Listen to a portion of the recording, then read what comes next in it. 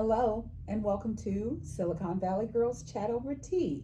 I'm Gloria. And I'm Rosetta. And once again, thank you for coming to hang out with us. If it's your first time, welcome, welcome, welcome. If you're returning, we are so excited to have you back. As always, we are going to have a wonderful, calm, peaceful environment. Lots going on in the world, yet when you're hanging out with your Silicon Valley girls, it's going to be about sharing information, and we love it when you comment and share your thoughts with us. Yes, and we love doing that over our teas that we chat over. Yes. So we're going to get straight into the tea that we're drinking today. Yes. Today's tea is by a company called Traditional Medicinals. And what's really cool is this is an organic everyday detox. You know how sometimes you might eat something and you think, just imagine a little cup of detox tea. The ingredients are organic dandelion, and it is a proprietary blend of organic fennel, organic peppermint, organic licorice root. That's it. Love it. Love it. So as you know, we're all about smelling. Love the smell before we seep it. Yes. Smells very, very strong of licorice. I love that smell. Yes. Smells like black licorice, not just licorice. But well, fennel is licorice as well. Oh, I didn't know that. Yeah, fennel has the same taste of licorice as well. Someone gave me some fennel seeds once. Oh, you just eat them. You can just pop them in your mouth and eat them. Indian people do that as a breath freshener. Really? Yes. See, we're learning already. Mmm. Smells amazing. Okay. All right. Cheers. Cheers, everyone. Oh, I like that. And this is good. As I've mentioned before, as the tea starts to cool, the flavors intensify. I love. It says that it's slightly sweet and notes of peppermint. Very good. I think you'll like this one. Zoom in and take a picture. This one's good. All right. So, as always, our thoughts and prayers go out to the universe because we have to learn how to live and love so that we can all be together and coexist. One of the things that I'm starting to think about, and it just hit my brains, is could you imagine if we lived in a world that is driven by love of everything, every plant, every animal, everything. Maybe Mother Earth would cool down and we wouldn't have some of the experiences we're having today. Yes, You know? 100% agree on that. So that's our focus when we're together. It's all about kindness, love, gratitude, respect, and empathy. We want to make sure that everyone's empathetic, because if you have empathy for your fellow individuals, you'll have a better life. Yes. Okay, so today is National Day, and it is National Dimples Day and National Sugar Cookie Day. Sugar Cookie Day. Dimples Day, that would be me, because I do have dimples. And my son has dimples as well. He took after me. All right. So that's great. And not so much sugar cookie. I'm not a big sugar cookie fan. I think I've mentioned this before. My favorite cookies are oatmeal raisin and white chocolate macadamia nut. Yes. I actually like plain. I like snickerdoodles, and I like plain sugar cookies. But what I really love is my grandmother used to make tea cakes. What are they? Oh, they are these. It's like a cookie, but it's like a cake, and we used to have it with tea. Oh, wow. And she would make huge bowls of them and put a towel over it. And then she would just stack them up, and as kids, we could have one here and there. Nice. But it's a family recipe. Unfortunately, nobody remembers. We remember eating the cookies, we just don't remember. You just remember eating, not how to make it. So you'll never ever eat them again. I love it. And what national birthdays are there? Yes. So today the birthdays are famous actor Tom Hanks. Wow. Yes. Everybody knows Tom Hanks. Yes. Then we have Fred Savage. Do people know Fred Savage? He played Kevin in The Wonder Years. Yes. And we also have Kelly McGillis. She is former actress of Top Gun and the movie The Witness. Wow. So those are some of the birthdays today. And if it's your birthday, Happy birthday. Yes, we love it. So, Rosetta and I always attempt to stay on top of the stories that we share with you during our chats. And one of the things that just kind of bubbled up for us is, how are people doing as a result of the LA fires? I know that the devastation, it's too much. I've reached out to people that I know that live in Los Angeles, and it's either we weren't really affected or we didn't really have the really bad effects. However, our house is full of toxins and the smoke and all of that, or we have no house, everything is gone. So we understand that there's also issues with some insurance companies not paying out to the participants who lost their homes. They have nowhere to really stay. They're finding shelter with family and friends. So if you know of resources that's available for people in LA, please comment below. If you have updates as to how people you know are doing, please comment below. We don't want this to just disappear because people are still hurting. Yes, because that was a huge, devastating fire, and we know that it's not just because nobody's talking about it now doesn't mean that the issues have gone away. Yes. And it's really sad that insurance companies are not paying out. Yes. So as Gloria said, if you know more information, please put it in the comments. Yes. We also wanted to give you a heads up, especially where we are here in Northern California. There is a PG&E scam that's afoot. And what they do is they reach out to an individual and they'll say, you either pay us right now or we're going to turn off your PG&E.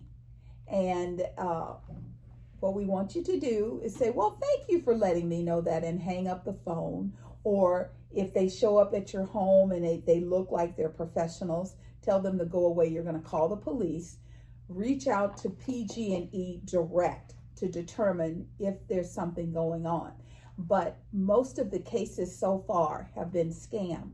So you say, well, how many? Just this year, 2,500 individuals have been scammed. And the average payout is around $950. So they're going after a lot of money. And so don't fall for it. Yes, I'm not saying ignore it, because it could be real, it could be legit. Just don't take it from someone that you don't know. Go back to the source. Right, exactly. And if you have elderly parents who still live in the homes, just let them know that if anything seems suspicious or someone comes to your door, Yes. because that's when a lot of elderly people get scammed, because Yes. they think it's a real person, they're legit. Yes. Just make sure that you tell them, well, I'm going to do some, calling around myself to see, Yes. and maybe PG&E will come back or not come back. We'll decide on that. Absolutely. So I think it's been about a week and a half, we all heard that in the city of brotherly love, Philadelphia, that the sanitation department was on strike. They want to have more fair salaries, benefits, etc. And you can imagine the trash is starting to pile up. They have receptacles that are strategically placed, but those are starting to fill up as well. So we hope that it's going to get better. Here in Northern California, in Fremont, California, our local, sanitation department decided to stand with the people of Philadelphia. And so on Tuesday, they did a one-day strike. Now, luckily, we were able to, just add it into the date. So say Tuesday was your day, they'll pick up on Wednesday. However, we went through this a few, years ago where we had this situation, and it can become quite smelly and toxic. So, we want people to be paid fair salaries, because that's just common courtesy. Because it's not fair for corporations to just keep raking in the money and the people who are working for them not be able to live. So we support the efforts. It's just, I hope they resolve this as quickly Yes. as possible for the sake of the citizens in Philadelphia. Yes, that is so true. So, Rosetta and I are always talking about global warming. the cause and effect of global warming. What can we do to make life better and safer so that the planet will still be here for our children and their children, and it's one of those situations where everyone had a fabulous celebration of the 4th of July. What did you do? What did I do? Well, we were thinking of doing several different things. What we ended up doing was, because we were going to go to Lake Cunningham. You've heard of Lake Cunningham? Yes. And we wanted to see fireworks. But we found out it was 2 days before that fireworks were not going to happen. They were cancelled. Wow. So we're like, okay, so I wonder if all the events, entertainment, activities around that's going to be cancelled as well. So we decided on the day to look for other things, and then we ended up going to Six Flags Discovery Kingdom in Vallejo. Nice. Because they have, not only do they have rides like roller coasters, I don't do any of that. That's my son and my husband. Right. But they also have great like animal shows, which I've always loved when my son was younger. And that's what I went there for. Right. So we drove, it was just over an hour's drive, and we enjoyed it. I enjoyed it. But we found out when we got there, not only did Lake Cunningham stop their fireworks, so did Six Flags Discovery Kingdom. Instead, they decided to do a drone show. So we left before the drone show because that wasn't, we weren't excited about that. But on the drive home, we saw so many different fireworks just shooting off from all different directions. So you have to love that. Yes. So we got our fireworks show after all. So that's what we did, and it was a nice day. So what did you do? Well, we did something that was very different. We stayed home, and in our neighborhood, we got all of the people who were going to be at home to come out, and we did a 4th of July barbecue potluck. Great, I love People that. brought foods from all different ethnic backgrounds, so we got to taste things that we wouldn't normally taste. There were some kids in the neighborhood. We had doggies and kitties, and it was just really, really nice meeting people who've been in that particular subdivision since they picked their plots. They walked around on dirt and they picked the plots. But you weren't one of those. No, I wasn't one of those. And, some of the people were, they've handed the properties down to their children. Oh, wow. So it was just really. Keeping it in the family. Yes, it was really, really amazing just to meet the people. And now when we see each other, instead of doing this, we are like, hey, how you doing? How's it going today? And so that was really, really lovely. And one of the things that happened for the 4th of July, there was a warehouse, a fireworks warehouse explosion. And I wonder if that's why some places canceled, because this was it was in Yolo County. Yeah, that happened like a week prior. Yes. And I was watching the news, and one of the residents nearby said that explosion lasted 2 hours. Yes, and they said that it rattled places, the boom, the power of it. God, I wouldn't even know what was happening. I'd be really initially terrified. You're like, okay, is that an earthquake? Yeah. Because that's kind of what we get. Sometimes we get a boom and then that's it. Or you'll get like a little rumble. Sometimes you get the waves. So, when it happens, you don't know initially what to do. Right. But I don't know if that impacted someone. I think it did impact. And also, I think the day before or something, San Jose had another fireworks explosion as well. Yeah. So in someone's home where a private individual had fireworks in their home and they went off accidentally for whatever reason, and it destroyed the house.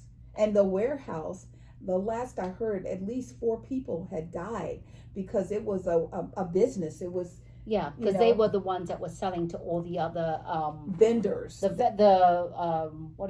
permitted vendors that had the permits to actually showcase the fireworks. Yeah, because like where I live, it says no fireworks will not be tolerated.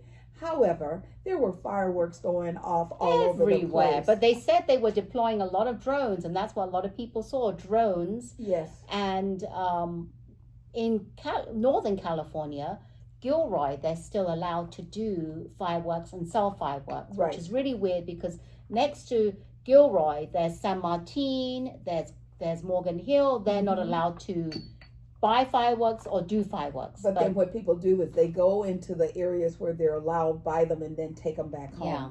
So I hope you had a wonderful, safe 4th of July. I had an amazing 4th of July. It started at 1 p.m. and we finally said good night about 1:45 to midnight. We were there together all day. It was Very just nice. very, very lovely. Nice. Yes, a lot of fun. So the reason that we were kind of talking about this is while we were out having an amazing time in the state of Texas on the 4th of July, it actually started on the 3rd of July, around, I think the first report was around 1 a.m. There was torrential, catastrophic rains. It was of the magnitude that is just almost unspeakable. And I'm sure you've all heard about this by now. The loss of lives. And, you know, for us, we just want to talk a little bit about the process. You know, this should not be a blame game. You know, when lives are lost, especially children, that is pretty devastating. It really is. And I saw it on the news. I saw it on TV. And I didn't really understand the magnitude of how big this was until they started talking about Camp Mystic. Yes. And I've never heard of Camp Mystic. Obviously, if you live, I think it's in Kerr County. Right. This is a very, very well-known Christian summer camp. Yes. Where it's passed down generations of families, like the mothers. It's for girls. Yes. So the mothers and their children and their children, generations go to these camps. There's what do they call anchor persons, like on the Today Show, and Jenna Bush. That's where she went as a child. She sent her daughter as a child. I don't know if Savannah Gundry was also, but they were talking about, because right now is the camp time. You know, I know a lot of people, either their kids are in camp or they're getting ready to go to camp or they're doing multiple camps. There's some where you drop them off in the morning and you pick them up at night. And then there are camps like this one, Camp Mystic, where not only do you take your child to this camp, and people come from all over the country for this camp, they take away their devices. So there's no cell phones allowed. This is back and they're usually there for like 4 weeks or something. Yes, a long time. This is not like, you know, drop them off and go pick them up in a few days. This is really getting to know the environment and Mother Nature and all of that. Yeah. So that was something that I have been like, obviously I look at social media, and the days following it, it's even up until now, there's been all you see is reels and videos and clips of all, and what's really heartbreaking is you see posts of all the children that have passed away from Camp Mystic. And it's really heartbreaking to see, like, just they tell the whole story, the twins, best friends, it's just, you know, gut-wrenching to hear about how many kids actually passed away. And I think it was 27 campers and a counselor lost their lives. I think the owner of Camp Mystic had lost his life trying to save the girls. And right now, as it stands, there's still like 10 or 11 girls that are still unaccounted for and one counselor. And one of the things, the counselor, we've been told from the kids, lost their life trying to save the lives of the girls. You know, it takes a special person in the face of, I mean, just imagine you're somewhere and it's called the Guadalupe River. And it's really interesting because we have Guadalupe Parkway. Yes, we do. And so I will never forget Guadalupe. So Guadalupe River, it is 7 feet from cresting, and people think it'll go down.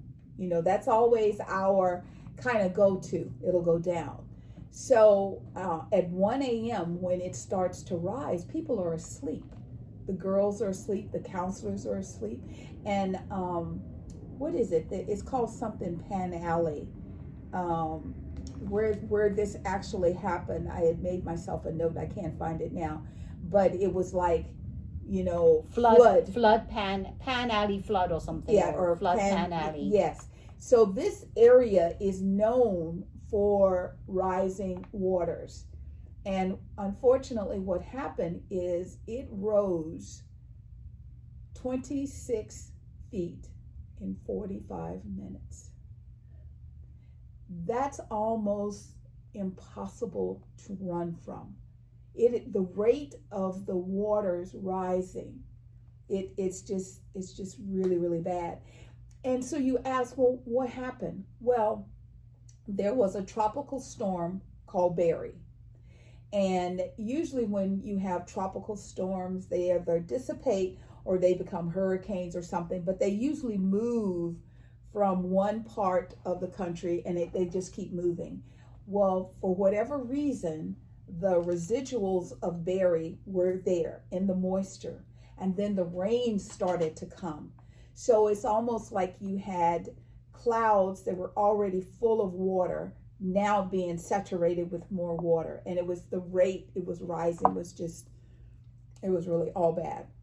So people are asleep. They don't know what's going on.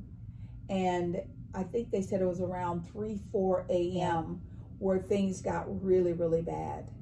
The sad situation is that they didn't have sirens. They had notification systems. So the notification system said imminent danger. But if there's no way to tell people about the imminent danger at 4 a.m. when everyone is asleep, it makes it very, very difficult for people to be made aware and to take appropriate action. So I think they said around 6:40 a.m. on July 4th, there was just surges of atmospheric moisture, and the remnants of the tropical storm Barry, and it all just kind of accumulated together. And Barry had come from the Gulf of Mexico. So that was kind of the pattern. The other thing is the girls that were in the camp.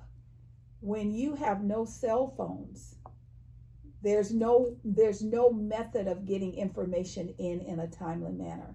So by the time that they figured out what was going on and they're trying to get everyone to higher ground, it was pretty devastating.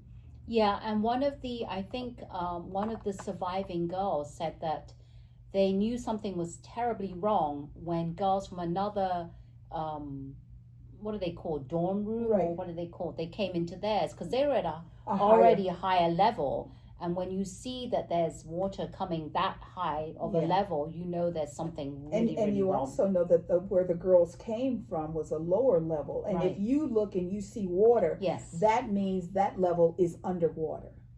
I mean, we're trying to help you understand the devastation because, we live in earthquake country. So we understand when a situation is like that, where it's one situation and then the devastation starts to rise and it hits another level and it rises and it hits another level. And so one of the things that I thought was just pretty gut-wrenching to me is that if you go on social media or if you go on some of the news services, they are now showing the young girls that passed with their names. And there were two sisters, Hannah and Rebecca Lawrence, and they were from Dallas. And they just completed 2nd grade. When you're a parent of a child like that and you take your child for a wonderful camping experience and your child doesn't come home, that is devastating. There was a little girl, I wrote her name down. Her name was Hadley Hannah. and she was 8 years old, and she was one of the victims from Camp Mystic. Her dad posted on Facebook that morning that he dropped her off, she was nervous. She didn't know why, but she was just nervous about going to camp. And so what he did is he gave her a double high five and a hug, and he assured her everything was going to be okay. Wow. And now, for it not to be okay, that's pretty devastating. Yeah, I can't even like at first, initially, when I was going through social media, I was like fixated on reading all the stories, all the videos. Now I'm like, I can't watch anymore. It's too much. Yeah. Especially from all the girls that have passed in Camp Mystic. Yeah. And to know that the water, the flooding, it's not like if you fall in there, you're okay. You're not, because you're like going to be swept away with all this debris that's been carried through the waters, and you can get really seriously injured and killed, which many people did. And we're talking a lot about Camp Mystic because that's the highest degree of devastation, because these are young girls. However, even down into parts of Texas, I was trying to remember, they said that some of the areas severely impacted were Kernville, San Antonio. I've been to San Antonio, Texas, to the Alamo. Oh, and I'm thinking to myself, it's pretty flat, it's pretty dry. I mean, torrential rain. Austin, wow, I've been to Austin. Yes, Saint Angelo, Uvalde. You know why that name sounds familiar? Remember when those children were killed in that school? Yeah, that's Uvalde. And Colleen. This is not just the camp. The camp is really, really bad. However, there has been 109 individuals that have passed due to this storm, and there are approximately like 173 still unaccounted for, and they're still searching for them. And they're saying some of this is going to have to wait until the water recedes. It just grabs my heart, because being under all that water all that time that's not going to be good. And families are clinging to the fact that they hope some way, somehow, their person made it to higher ground. Rosetta and I were just talking about a mom and her son and how they were talking to each other. Yes, the son was 15, the mother, they both got swept out of their house, and they weren't together, they were separated, but the 15-year-old had his camera, and he took like 18 minutes worth of video showing like the rough waters going past, and he was shouting at his mother saying, "Are you there, Mom? Are you safe? Are you like on a tree?" Because he was hoping that she'd be in higher elevation. Yeah. I'm not sure, because I couldn't really hear what she'd said, but afterwards she survived this, and in the hospital she was interviewed, and she said, "Yeah, I was grabbing on, and underneath I would see the gushing water, and then there was a house that was floating and coming towards me," and she got pretty seriously injured as well. Yeah. So just to see those videos, I can't even imagine being there in real life experiencing this. Yeah. It's like, the closest I can think of it is water raft, what do they call that? Water rafting, yes. Because you're in this little boat, and you think and hope and pray you hit water. However, you can hit rock. You can hit tree stumps. And that's what the devastation is because as the waters rose, there were hard surfaces underneath, but people didn't know that. So there was one lady that said that she was looking out her house, and all of a sudden she sees her next door neighbor's house floating down the gush of the water. Yeah. And she's like, "Oh my God." But luckily her friend wasn't in the house, but just to see her friend's house floating down. Well, just to see a house floating, and you think to yourself, oh my God. Here in California, some homes are bracketed to the foundations, some are not, depending on the year that they were manufactured. And when you have an earthquake, there's also the risk that the house could slide off the foundation. But watching a house float by, had to be very, very, very, very devastating. Yeah, because you can't even go back and try and find anything or No. recuperate anything. It's gone completely. That's it. Yeah. That's it. Your life is gone. You know, that's kind of one of the reasons that the LA fires, kind of resurfaced, is because the people have been allowed in to look at things and everything's gone. You know, you work your whole life in the industry, because a lot of LA is Hollywood, to get an Oscar, a Grammy, a Tony, and it's in your home where you think it's safe, and now it's gone. So our thoughts and prayers go out to Texas. It goes out to everyone. The devastation touched everyone, and it has nothing to do with, there's the typical, well, what happened and why did it happen and whose fault is it? Sometimes when you know better, you do better.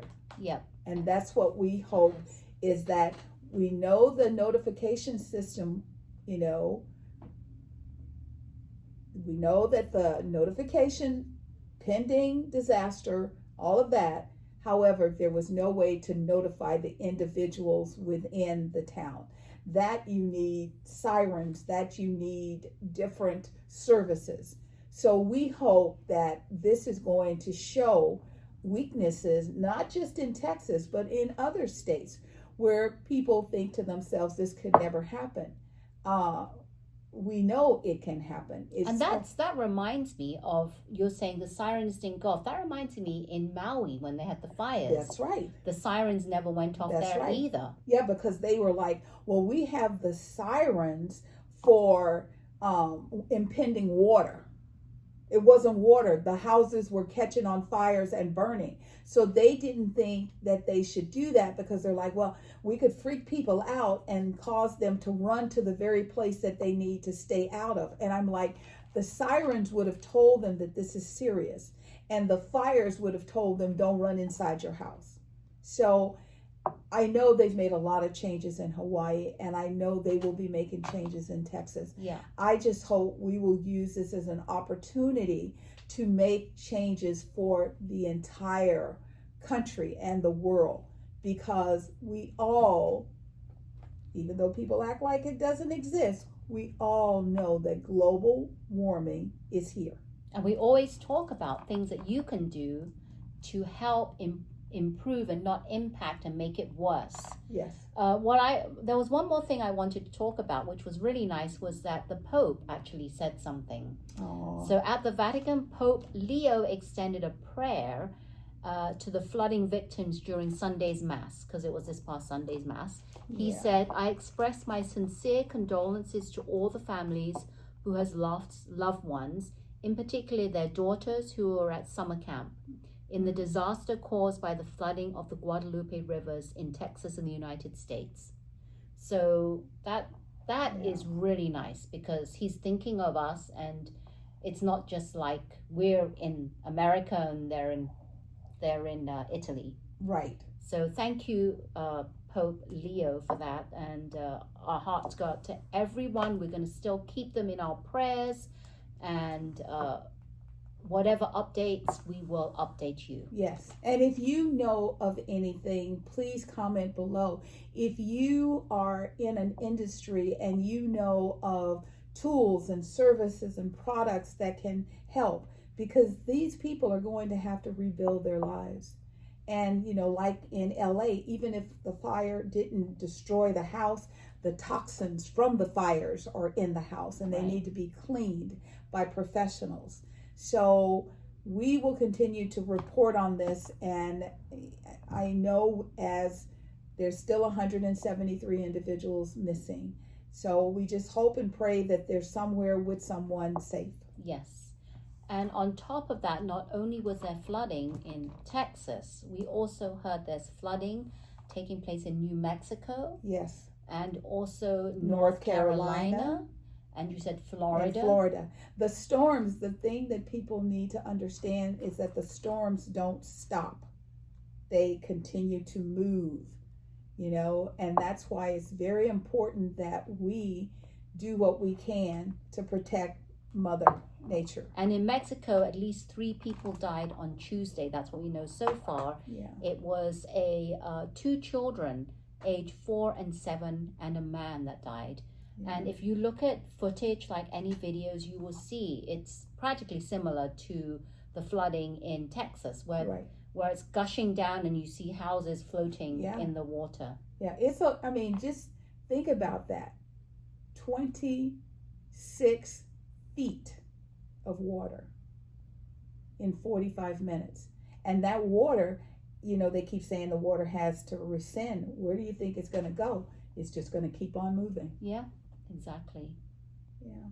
So our thoughts and prayers go out to every state that's been affected by this flood. Yes. And I'm always praying that what's done is done. Global warming is happening, because me, Gloria and myself always talk about that's how we always do weather updates. Yeah. Because lately in the last 5 to 10 years, there's been no average anymore. No, there's no summer, spring, winter, fall. Remember those 4 seasons? Not so much We anymore. are in the dead of summer and they're still getting flooding in these states. And that's really hard because, there's the water. However, when you have water and you have heat, that will make people sick. So once again, we are constantly telling people, be careful. Yep. When you see standing water, just don't try driving through it. Just wait it out. It's better to wait and be safe than to just go forward and have a problem. So now we're going to talk a little bit about, some lively activities, and we're going to talk about events around our bay. Yes, we're coming up to that time of our chat. If you stay till the end, we always have nice events happening. Yes. So let's start talking about some events around the bay. All right, on Saturday, July the 12th, we have Makers Market, local artist street fair at Santana Row, San Jose. If you're local, you know where Santana Row is, and it's from 10 a.m. to 6 p.m.